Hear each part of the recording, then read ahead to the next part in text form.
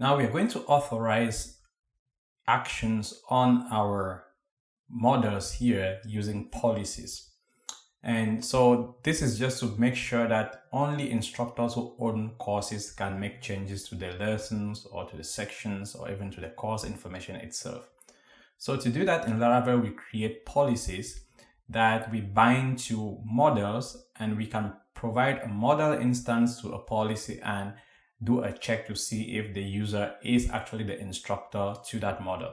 For instance, we provide a course, then we can check to see if that user is the author of the course before we allow them to do any updates. So to protect our lectures and sections and course, we just need one policy, the course policy, all right? Because that's all we need to check to see if the user is the course instructor. And if they are, then we allow them make changes to their content, which includes the sections and the lectures. So to generate a policy in Laravel, we simply run php artisan make policy. In this case, the policy name is going to be course policy, and the name is very important in this case because we are going to be automatically binding the policy to the models. So make policy, course policy, and you can pass the model that we want to bind this to. In this case, the model is course. And if that worked well, and I think it did, then we should see a new directory in app called policies. And this is where we basically implement the logic to check whether the user is authorized to carry out actions on the model. So there's a lot in here that we don't really need. I don't need to implement anything for the view or create and things like that.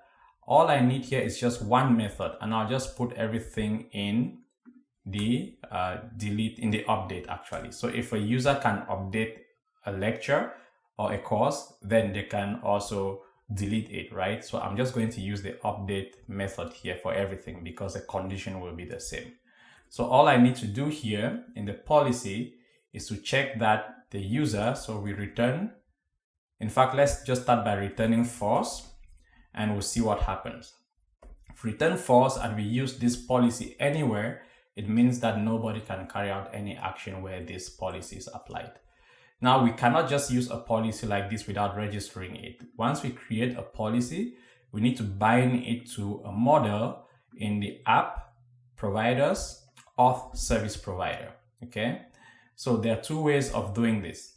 You can either go to the auth service provider and manually bind the policy here by providing the model class. So I could do app models course and pass the name of the policy. So in this case, app policies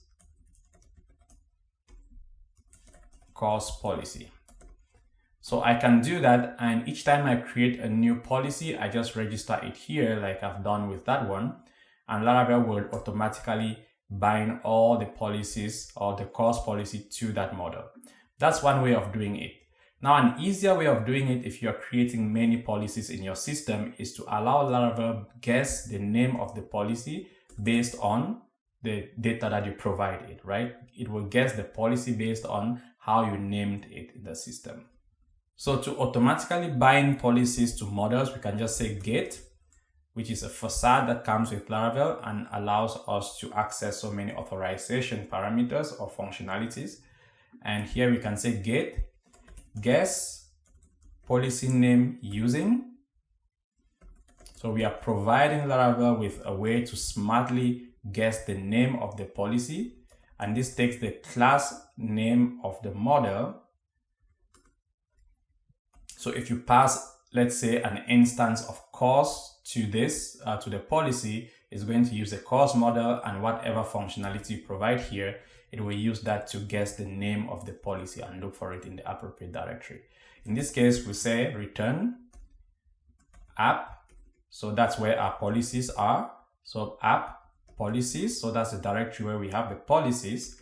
And then we concatenate that with class base name of the model. So here it will provide the course model, and we're getting the class base name of the model, which will simply be course. So what you will get here would be the course class, for instance, but all we need is a class-based name. And so we say class-based name here, and then we concatenate that with policy, okay? That's a model class, actually. So we are basically saying Laravel should use this format to guess the name of the policy. So if we provide it with an instance of course, which is course class, then it should take the base name of that instance, which is going to be course, and append it to this string here. So what it will return to us will be app policies course policy, right? Which is the name of the policy here, course policy. So as long as we maintain the naming convention for our policies to include the model name followed by the word policy and put them in that policies directory, Laravel will automatically be able to pick up on that policy. So over here, to apply a policy in the controller, we just need to set this authorize, and the name of the method that we provided in here is update, okay? So authorize update course. So we are basically saying Laravel should check to see if the current user is authorized to update this course. And that is what we're using here. And by default, in the function, it gets the currently authenticated user and the model instance, all right? So we are passing the model instance and asking Laravel to check to see if the user is authorized to update that instance. Now, again, at this point, nobody is authorized to do this because we are just returning false in the model, which means if I go here and I try to delete this section, actually, let's pick a section or a lecture that exists, and we try to delete that lecture, we get an error to say this action is unauthorized, okay? And that's because we have actually said nobody should be able to do this. But of course, we want the author to be able to delete that section or the core or the lecture, which means here we can simply say user ID equals to the course user ID, okay? And that's all we need. We're basically checking to see if the user ID, the currently authenticated user's ID, which is passed here, equals to the ID of the course user. And if that's the case, we should get a true, which means I should be able to delete that lecture here now, and I'm able to do that operation. Going back to the database, if we refresh, that lecture is gone. So we're going to apply this policy to different places. So here we have it. We should apply that to the update method. We are also going to apply that to the store method, because if you are not the author of a course, you should not be able to delete or to store a lecture in that course.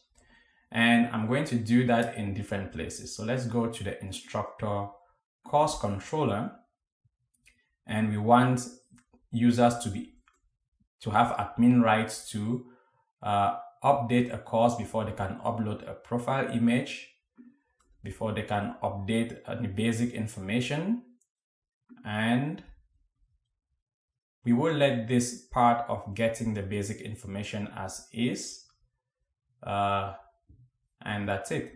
Let's also look at the sections.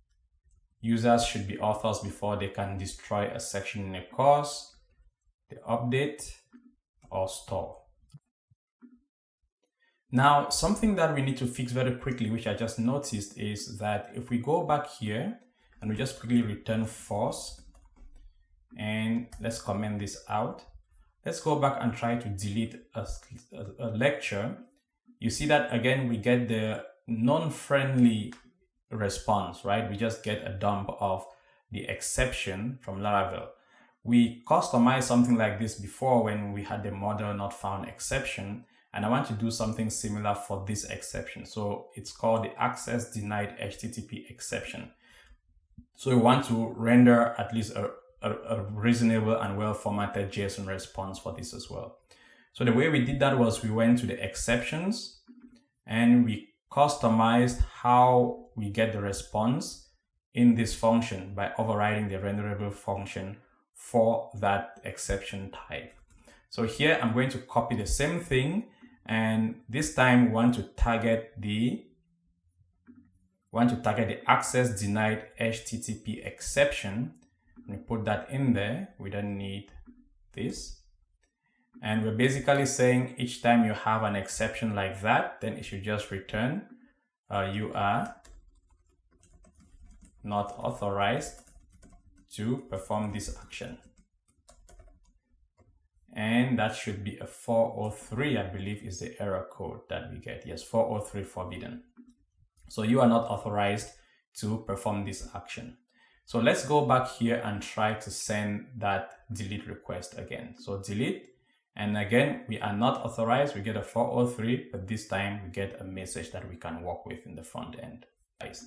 But let's go back, get rid of this and apply our condition, and we should be good to go again.